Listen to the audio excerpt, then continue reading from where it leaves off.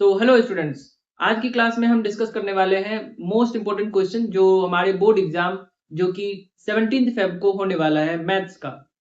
और हमारे पास only 1 days left है हमें, और बहुत सारे इंपॉर्टेंट क्वेश्चंस करने हैं जो कि चैप्टर में मोस्ट एक्सपेक्टेड है, जो हमारे बोर्ड एग्जाम में आ सकते हैं, जो प्रीवियस ईयर क्वेश्चंस में कई बार रिपीट हो चुके हैं। तो हम लीनियर इक्वेशन के क्वेश्चंस करते हैं। देखना पहला क्वेश्चन, तो पहला क्वेश्चन जो है हमारे पास वो है, फॉर व्हाट वैल्यू ऑफ के the following linear equation have infinitely many solutions. दो इक्वेशन हमारे पास गिवन है, इक्वेशन 1 और इक्वेशन 2। और जानते हैं इनफिनिटली मेनी सॉल्यूशंस के लिए हमें करना क्या होता है, a1 upon a2 equal to b1 upon b2 equal to c1 upon c2। हम जानते हैं कि इनफिनिटली मेनी सॉल्यूशंस के लिए ये एक कंडीशन सेटिस्फाई होना चाहिए। तो हम इसमें पुट करते हैं, ये हमारा a1 है, ये हमारा a2 है, ये b1, ये b2 और ये c1 और ये c2। चाहे इन दोनों को एक तरफ ले आए तो हमारा स्टैंडर्ड फॉर्म बन जाएगा -7, और ये भी इस तरफ आ जाएगा, पर दोनों एक ही तरफ है तो कोई दिक्कत नहीं है, एक कर सकते हैं इसे। तो क्या हो जाएगा 2 upon k plus 1 equal to, इधर क्या हो जाएगा 3 अपॉन 2k माइनस 1, और c1 में क्या हो जाएगा 7 अपॉन 4k प्लस 1। अब इन दोनों को हम सॉल्व करते हैं, इसको सॉल्व करेंगे तो क्या हो जाएगा 2 upon k plus 1 equals to 3 upon 2k minus 1।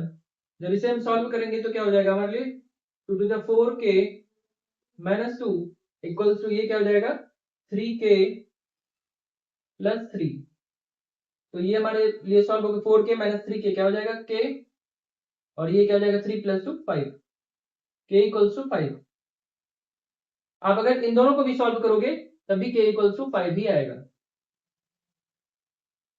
तो एक इस तरह का क्वेश्चन बहुत बार आया हुआ, बहुत बार रिपीट हुआ है। ये भी इनफिनिटली मेनी सॉल्यूशंस के जगह कोई क्वेश्चंस में कह देगा कि दिस पॉइंट्स आर कोइंसिडेंट और यूनिक सॉल्यूशंस निकालना है। तो इस तरह के क्वेश्चंस कई बार रिपीट होते हैं, तो आपको इस तरह के क्वेश्चंस करके जाने हैं। चलिए नेक्स्ट क्वेश्चन पे चलते हैं। So let's move to the next question. This is of the chapter pair of linear equation in two variable. Question कह रहा है, a part of monthly hostel charge is fixed and remaining depends on the number of days one has taken food in the mess. When Swati takes food for 20 days, she has to pay 3,000. While Mansi, who takes food for 25 days, she has to pay 3,500. तो question है find the cost of food per day. इसके लिए हम करेंगे क्या, पहले लिखेंगे let the fix charges be X, फिर लिखेंगे cost of food per day be Y. अब जब दोनों के लिए हम इक्वेशन बनाएंगे x plus 20y equals to 3000, जो पहला इक्वेशन हमारा बन के आएगा। और फिर जब मानसी के लिए भी हम ऐसे ही करेंगे तो x plus 25y equals to 3500 आएगा। दोनों इक्वेशन को हम सॉल्व करेंगे bye linear pair of equation से। ये x x जो हमारा कैंसिल आउट हो जाएगा और सॉल्व होके आएगा हमारा -5y इक्वल्स टू -500। दोनों का माइनस कैंसिल आउट किए तो y इक्वल्स टू हमारा आ गया 100। जब y निकल गया तो फिर हम इसको इक्वेशन 1 में पुट करके हम x को निकाल सकते हैं जो 1000 है। लास्ट में हम लिखेंगे हेंस फिक्स चार्जेस भी 1000 and cost of food per day भी 100। इस क्वेश्चन को इसी तरह से करना है, आपके पास टाइम बहुत कम है तो आप एक बार नोट डाउन कर सकते हो उसे। नेक्स्ट क्वेश्चन हमारे सामने है, वो 2 upon root X plus 3 upon root Y equals to 2 है, 4 upon root X minus 9 upon root Y equals to -1 है। ऐसे क्वेश्चन में बच्चे बहुत ज्यादा सिली मिस्टेक्स करते हैं। तो ऐसे क्वेश्चन को हम आसानी से कर सकते हैं कि अगर रूट 1 अपॉन रूट एक्स और 1 अपॉन रूट वाई को हम कुछ सब्स्टिट्यूट कर लें। 1 अपॉन रूट एक्स को हमने y मान लिया और 1 अपॉन रूट वाई को हमने v मान लिया। 1 अपॉन रूट एक्स को हमने u मान लिया, 1 अपॉन रूट वाई को हमने v मान लिया। तो इससे हमारा इक्वेशन क्या बन के आता है 2u plus 3v equals to 2। ये फर्दर सॉल्व हो के आता है 2u plus 3v equals to 2, और ये वाला इक्वेशन बन जाता है 4u minus 9v equals to -1।